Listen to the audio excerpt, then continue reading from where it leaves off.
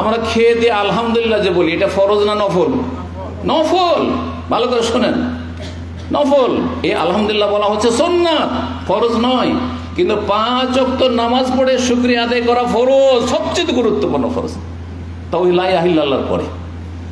তারপরে শরীরের অঙ্গ প্রত্যঙ্গের শুকরিয়া হচ্ছে মাহে রমজানের সিয়াম, রোজা। তার রোজা রাখলে শরীর বিভাসিত হয়, আর তারপর শরীর ক্ষুধা পায়, কষ্ট পায়। এই কষ্টের মাধ্যমে আল্লাহ কি করছেন? আপনি শুকরিয়া আদায় করছেন। রমজান মাসের রোজা ফরজ, ঠিক না? কেউ যদি আরাফার একটা রোজা রেখে 2 বছরের গুনাহ মাফের আশা করে, আর মুহররমের আশুরার একটা রোজা রেখে আর 1 বছর 3 বছরের গুনাহ মাফ, ঠিক কিনা? হাদিস আছে কিনা? নেই। আচ্ছা, আর সে রমজানের রোজা রাখে না, জান্নাত পাবে? সে শুকরিয়া আদায় করলো না নিমক হারাম? নিমক হারাম, শুকরিয়া আদায় করলো না। তাহলে আগে আপনাকে বুঝতে হবে যে কেমন করে শুকরিয়া আদায় করতে হবে, তাহলে আল্লাহকে রাজি করবো আমি।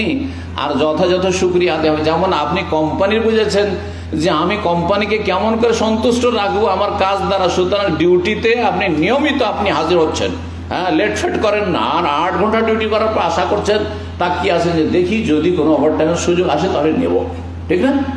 ঠিক ওই রকমই রব্বুল আলামিনের কাছে আশা করতে হবে। আগে ফরজ, তারপর শুকরিয়া আদায় করা হচ্ছে অন্য অন্য আরো ফরজ। পয়সা আছে, পয়সার শুকরিয়া আদায় করতে হবে। পয়সার শুকরিয়া আদায় করা কি? আগে যাকাত, নাক দান করা, দান করা বললে হবে না। দান সাদাকা হচ্ছে নফল, হ্যাঁ। আর যাকাত দেওয়া হচ্ছে শতকরা 2.5 টাকা দেওয়া হচ্ছে ফরজ। 40 টাকা 1 টাকা আপনার না, ওইটা আল্লাহর মাল থেকে ফকির মিসকিনকে দিতে বলেছেন আল্লাহ। আল্লাহ বলছেন আপনার মাল ধন নয়, সম্পদ নয়। ওয়া আতুহুম মিন মালিল্লাহ, আল্লাহ বলছেন আল্লাহর ধন সম্পদ থেকে দাও, তোমার বাবার ধন সম্পদ নয়। ওয়া আতুহুম মিন মালিল্লাহিল্লাযী আতাকুম, যেটা আল্লাহ তোমাদেরকে দান করেছেন, দিয়েছেন। আল্লাহর দান যে তোমাকে আল্লাহ দিয়েছেন, তোমার ক্ষমতা দ্বারা তুমি পাওনি। শুকরিয়া আদায় করতে হবে। ধন সম্পদের শুকরিয়া আদায় করতে হবে আল্লাহর হক আদায় করে, তাতে যে হকগুলি রয়েছে।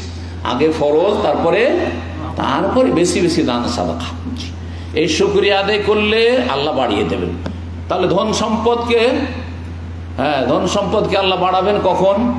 আপনি সবাই চাইছেন আমার পয়সা বাড়ুক, না চান না?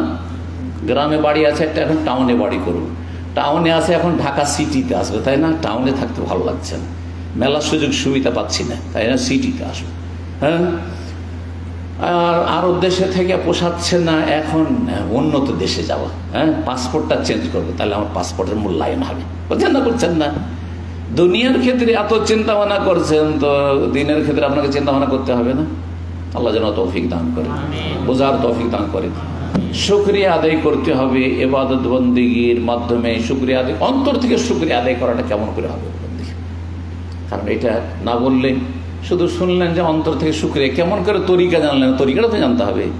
অন্তর থেকে শুকরিয়া আদায় করা, মন থেকে স্বীকার করা, আল ইতিরাফ বিন নিয়ামাহ, আমরা বলছি নিয়ামত সম্পর্কে অঙ্গীকার করা যে আল্লাহ তোমার দান, আমার কোনো ক্ষমতা চলে না, আমার কোনো ক্ষমতা ছিল না যে আমি এসে এখানে সৌদি আরব আসবার চাকরি নেবো। আল্লাহ তুমি যদি আমার নসিবে না রাখতে, তুমি যদি আমার জন্য সহজ না করতে, মেডিকেল আনফিট করে দিলেন আল্লাহ, পারতেন?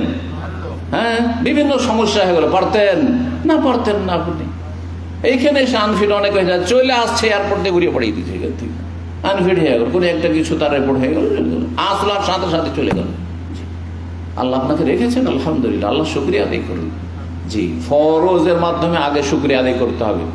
হজ ফরজে আছে, আর একেবারে মক্কার কাছাকাছি আরাফা মুজদালিফা মাশায়ের যে হজের জায়গাগুলো তার কাছাকাছি বসবাস করছেন, আল্লাহর শুকরিয়া হচ্ছে ফরজ হজটা তাড়াতাড়ি আদায় করা। আগে ফরজ হজ আদায় করা, তারপরে আপনার বাড়ি তৈরি করা ভালো করে, বাড়ি চলার মতো যদি থাকে, চলার মতো যদি বাড়ি থাকে, তো আগে আপনার টাউন বাজার বাড়ি করা নয়, আর পাকা বাড়ি করা নয়, বরং আগে ফরজ হজ ইসলামের রুকন পুরা করা।